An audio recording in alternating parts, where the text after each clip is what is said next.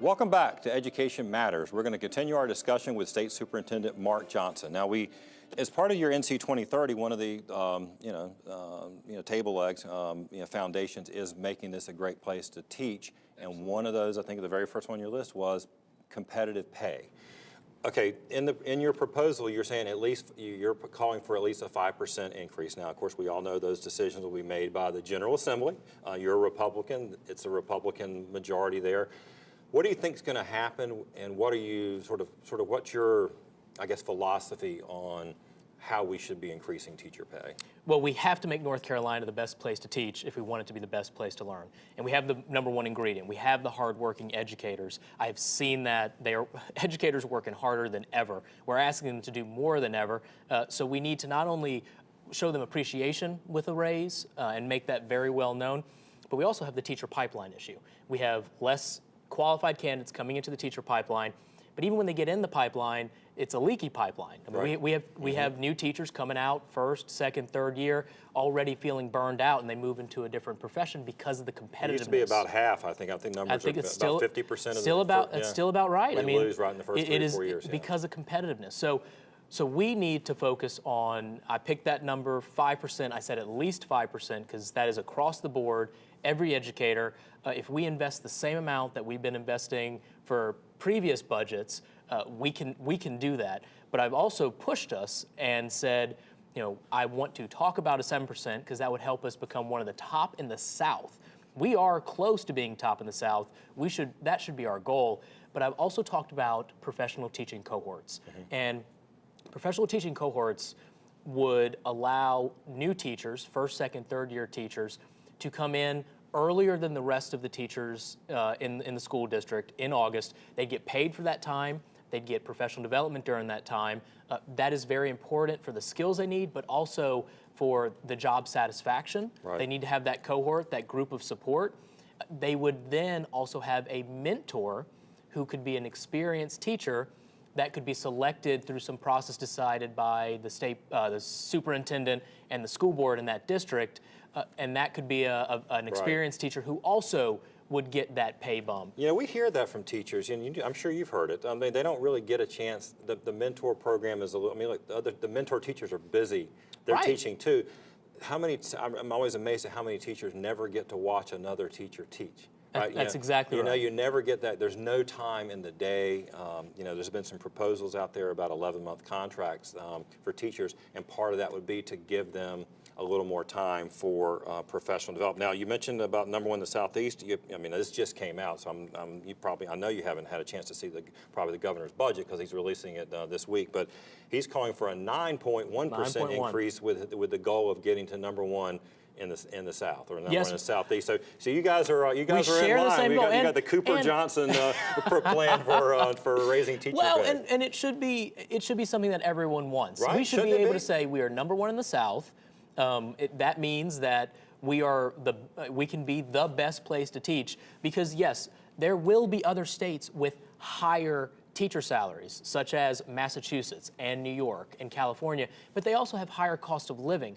So when I say best place to teach, we need to look at the entire package. And part of that is just staying very competitive with the median household income in North Carolina. Right now, average teacher salary is already over the median household income, but we need to outpace it even more. We need to be aggressive because we need to be able to recruit the next generation of teachers.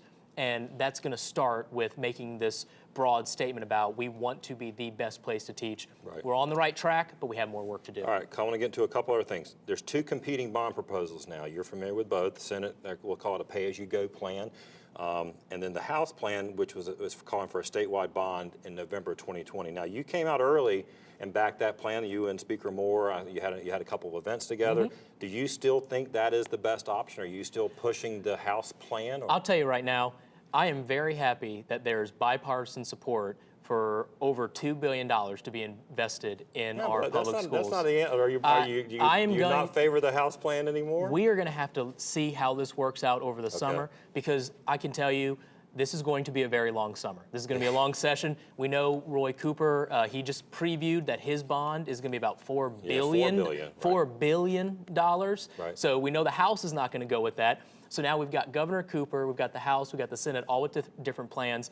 They're going to be working all summer to negotiate to see what the best plan is. If they want a suggestion from the state superintendent, we can do a $1 billion bond and $1 billion pay-as-you-go right now and call it a day. There you go. But my main concern, truthfully, in all seriousness, is making sure we're being wise spenders when it comes to those funds, but also making sure we're really focusing on rural North Carolina. Well, there's $8 billion in needs, as you know. DPI puts out, I mean, at least. And this is before Hurricane Florence, which you were on the show 6 months ago, I think a week before that storm hit. So that, if anything, that made the situation worse in rural North Carolina. So, and I am very passionate about making sure we get the funds out to rural North Carolina, not just so we don't just patch up, we rebuild bigger, better, stronger, true 21st century learning environments for all students. Education is the great equalizer of opportunity. We talk about a rural-urban divide all the time in our policy shows. That is the #1 tool we have to close that divide. It is. All right, I'm going to want to ask you, your friend of the show, Dr. Eric Hall, has left or is leaving and going back to Florida. You're state deputy state superintendent, been on the job for 8 months now. Looking at the things that were under him, sort of under the bailiwick of innovation. You got the ISD, which has 1 school in it after 2 years. The district support, district transformation part of DPI has basically been eliminated. I mean, through budget cuts. I know that the General Assembly foisted those on you, but that whole division is gone. Look, I'll be brutally honest. When I talk to state superintendents, district superintendents, they tell me that the district support, that they don't bother right now looking to DPI because there's no one there to help them, and there's no resources. I mean, is that a fair observation? You know, it's fair in a sense to what they used to have. I mean, you're exactly right. They used to have a team that was deployed to go into the lowest performing schools and act as consultants. And we know that work was about 50-50% successful. It was not 100% successful. It was 50-50. Some schools that those DPI consultants went into actually did worse. So that was still not something I supported cutting. Right. We ultimately had to make cuts, and that's where we had to go because that's something that started under Race to the Top, and there are regulatory jobs that DPI just has to get done. So those could not be cut. Yeah, that was a finite amount of money. But yeah, so what we are doing that I am very excited about is we are actually reshifting all of DPI. So the whole focus of DPI is regional support. So we had one team that went out to low-performing schools, and they had about a 50-50 success rate. Well, but then if somebody called about a curriculum question, curriculum would just send them to that team. If somebody called about an accountability question, accountability would call that team and just say, here's a low-performing school team. What we are building, and we're building this out now, is a DPI that will, by education regions, have a true education support network. So superintendents will have one point where they can call with any question they have about, hey, what's the best curriculum I should use? Right. I'm having this particular problem with this particular subset. What does the data say we should do? That's what we're building at DPI. Do I wish we had more people behind it? Yeah. Absolutely. Okay. But we're still going to be strong. All right, we only got a minute left. I got 2 questions for you. 2 quick lightning round questions and then a final one. Do you support giving all public school districts calendar flexibility? Yes. You do, so they can line up. All right, do you support reinstating master's degree pay for teachers? We're working on that one. That's one where we know we're going to have to really focus on this new idea of masters with the subject. But I tell you, that's why I'm so passionate about professional teacher cohorts, because the local district can decide what the experienced teacher needs to show in order to be that master teacher, that mentor, and one of those things could be a master's degree. Last question. We have 4 Democrats who have announced that they're going to run for state superintendent. You have not announced whether you're running for re-election. This is a perfect opportunity. Are you running for re-election? There's so much work to get done in 2019. Oh, come on. My focus is 2019. My focus right now are the students and educators of North Carolina. This is going to be a long summer. There's going to be a lot of work to get done, but it's good work, and I think we can set ourselves on the right path to have a great decade ahead. All right, we'll hear an answer when you're ready to tell us. Mark, thanks for being on. We appreciate it. Thank you for having me. All right. After the break, this week's final word.